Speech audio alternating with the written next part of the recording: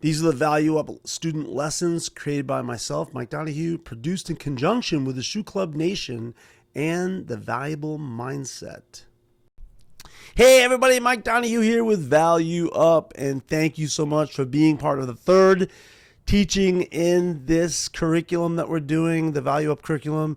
So glad you guys are participating in this.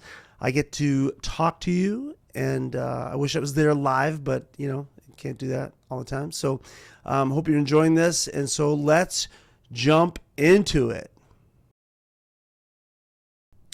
This lesson is learning how to fail correctly, which sounds kind of like an oxymoron, right? If you're going to fail, do you actually have to do it correctly? Well, yeah, because if you don't do it correctly, you'll do it wrongly.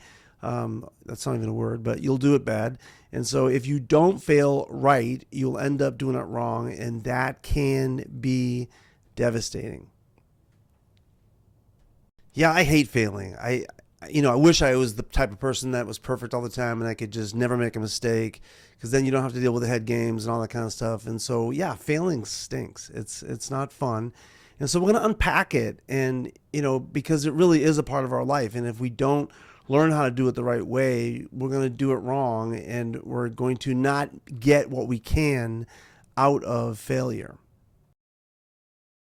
Failure feels huge when it happens, right? It's like a major event. Your chest tightens, your stomach drops, and your brain starts racing. One bad grade, one social mistake, one awkward moment, and suddenly it feels like everything about you is being questioned. It's like being examined. Failure feels loud, fast, and personal. Your nervous system surges, your mind races to protect you.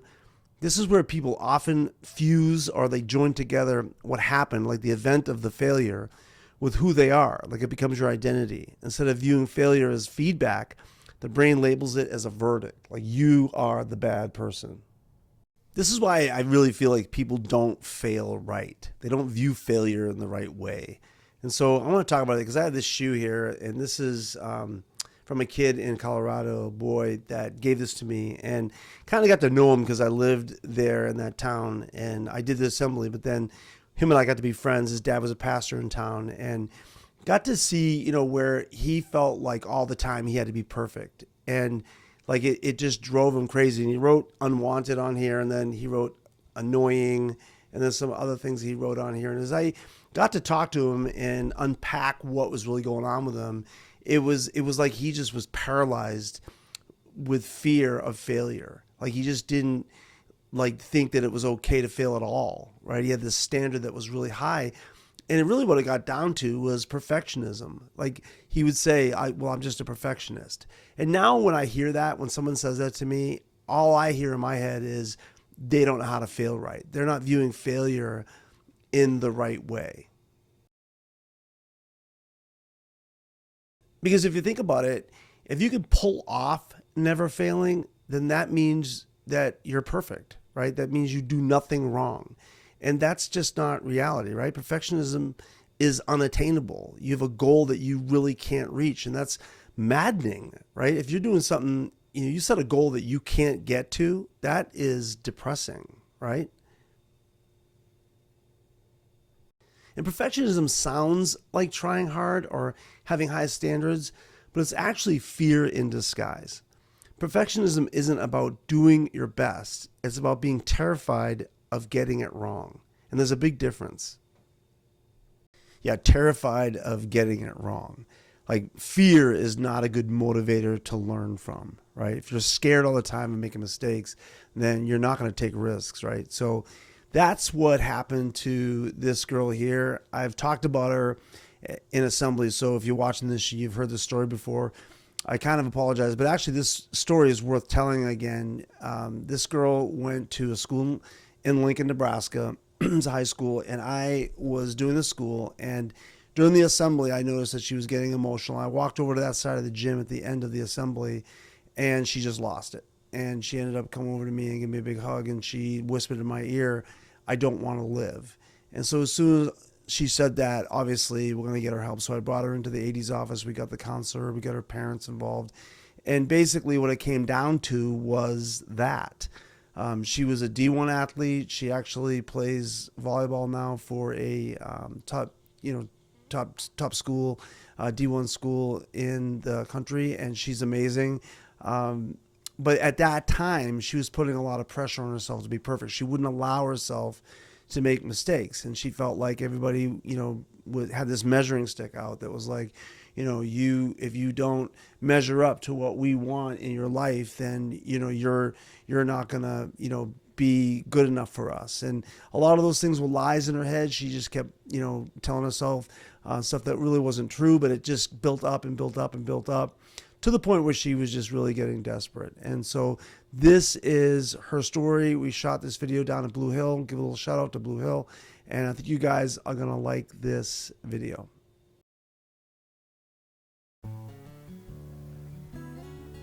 Dear Mr. Donahue, I'm sending you my shoe.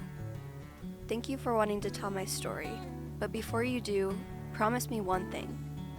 Promise me you'll tell the kids you speak to at the assemblies to never assume.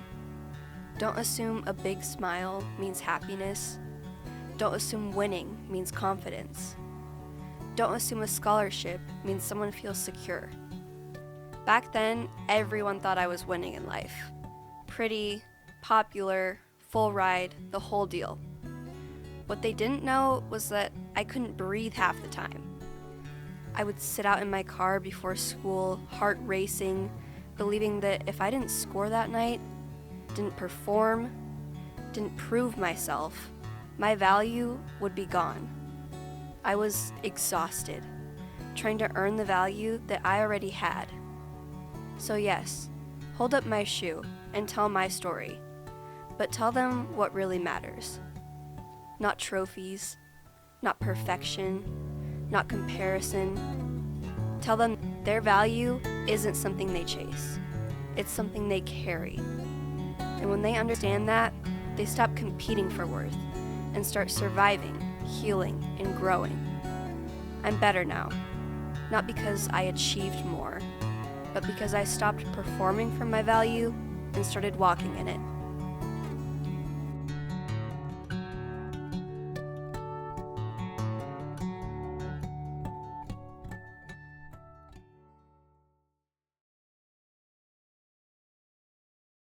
That's one of my favorite stories because it really shows you that getting help for that kind of thing is important, right? Really understanding that your value is not tied to your performance.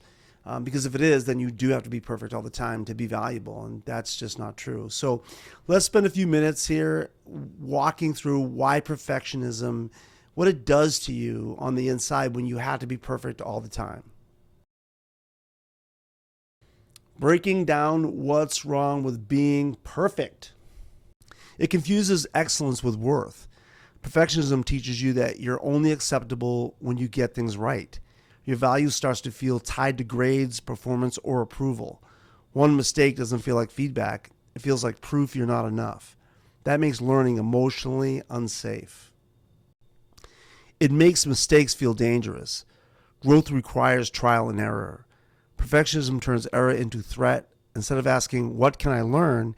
Your brain asks, how do I avoid looking stupid or bad? When mistakes feel dangerous, people stop taking risks and growth stops. Yeah, if your identity is tied to your performance, then you do have to be perfect all the time. And so, yeah, you get afraid of mistakes, right? They don't become your friend.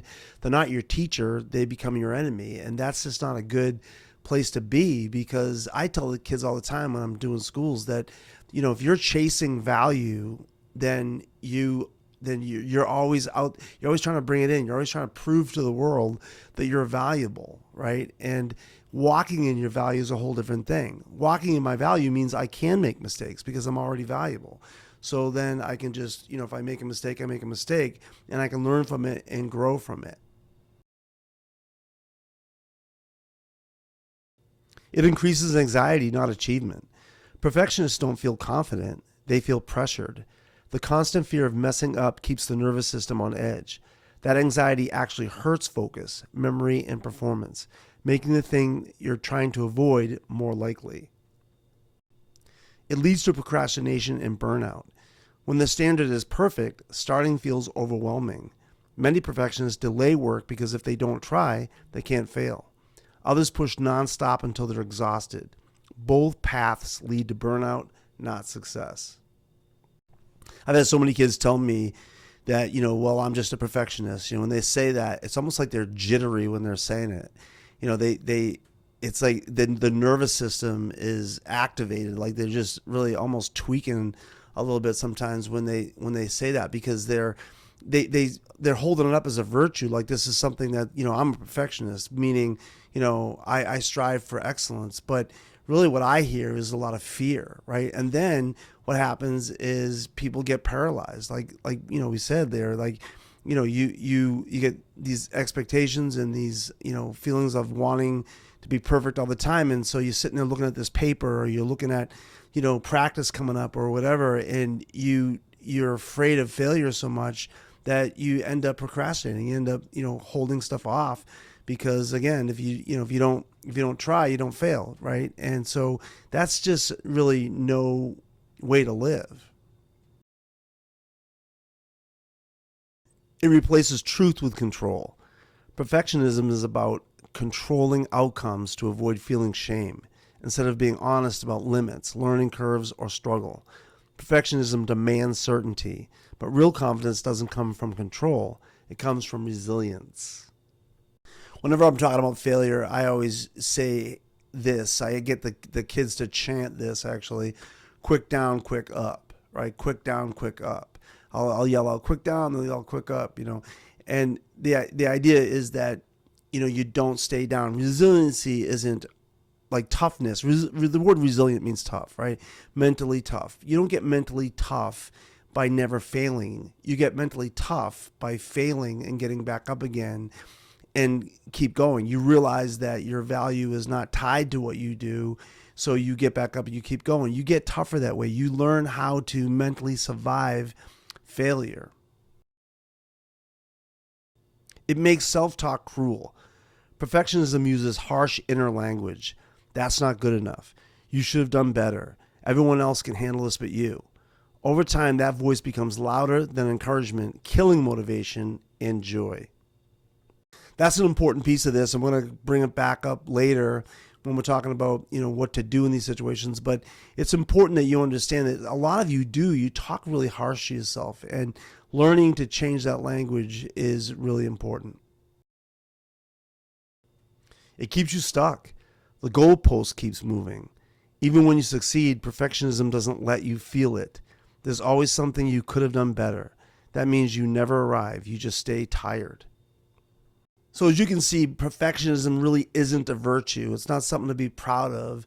It's actually fear in action, right? It's you being afraid to let people down, let yourself down. And it's really not a healthy mindset. It's not good for your mental health. And we're going to talk about, what to do in those situations in a few minutes. But before we do that, let's take some time to answer these questions and look at your paper and do the assignment.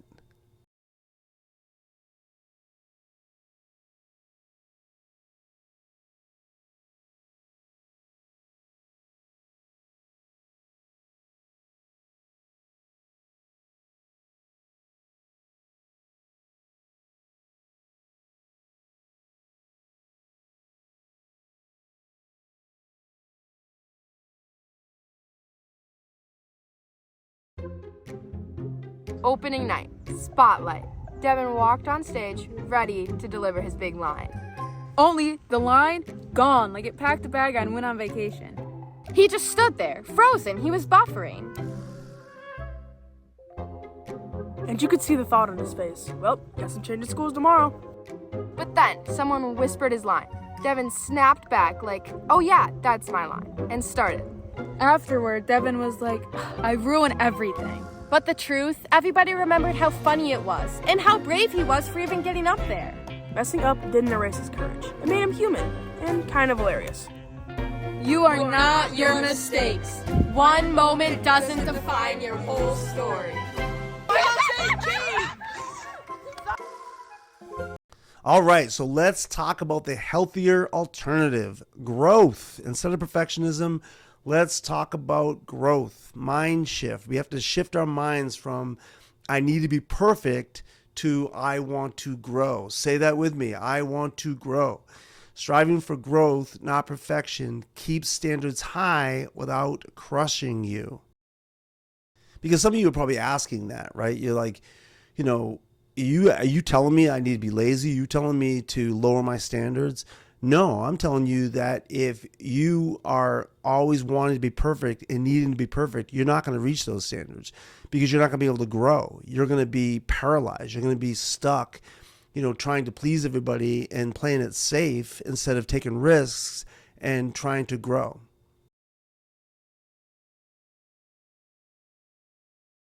A growth mindset allows mistakes, expects learning curves, and measures success by progress, not flawlessness. Perfectionism doesn't make you strong, it makes you scared. And fear is a terrible place to build a life from. So let's talk about the tools to break perfectionist thinking. Number 1, replace perfect with progress. Ask yourself, what would progress look like here? Progress allows mistakes, perfection doesn't. Yeah, you want to look at the project that you're doing or the thing that you're trying to accomplish, and don't look at the finished product and say that's what it would look like if it was done perfect. Take your capabilities, your reasonable time restraints, all that kind of stuff, put it together and say, what would progress look like, right? Not perfection, but progress. What it would look like for me to do this a little bit better than I did last time? Or if I'm going to grow in something, what's reasonable to grow in? You got to use the yet rule. I can't do this becomes I can't do this yet, right? That one word keeps the door open. You got to be careful not to use extreme language. That's so important not to use extreme language when you're discussing, your failures and your activity, because we do that sometimes, right? We always do this. We never do that. We use these declarative statements that make it sound like you're stuck in this mindset instead of like, hey, I don't understand this yet. Or, yeah, I failed that test, but that's not the end of the game, right? It's not like we have to use these real extreme, words to describe it. You can just tell the truth about it. I failed this test, but that doesn't mean I'm a failure, right?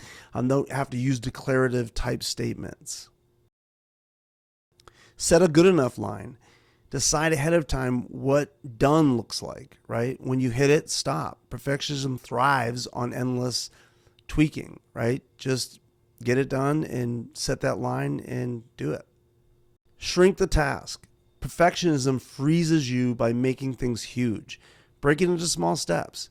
Action beats anxiety every time. Talk to yourself like a coach instead of a bully. Ask, if I coach someone I cared about, what would I say? Use that voice, not the harsh one. Yeah, some of you are just really mean to yourself. Like, you put yourself down a lot. Track the words. I used to do this when I first started talking about self-talk and realizing that I was saying a lot of negative things to myself. I used to write it down. I wrote down the things that came to my mind a lot about me.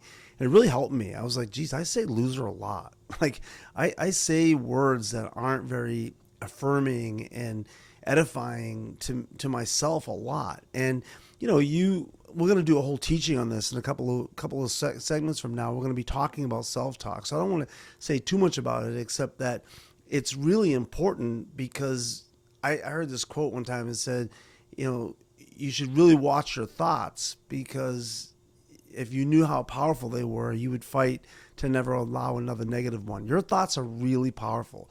And when you say negative things about yourself, you are, actually, you're really doing a lot of neurological damage to yourself. And so I would say that's a big key to, in failure, not to allow yourself to put yourself down and to label yourself and all that kind of stuff. So I hope this teaching has been good. I want you to take the next couple of minutes and look at that paper and do the rest of the exercises. But thank you so much for watching this and being a part of this Value Up initiative to help people see the value in themselves and the value in others. We'll see you next time.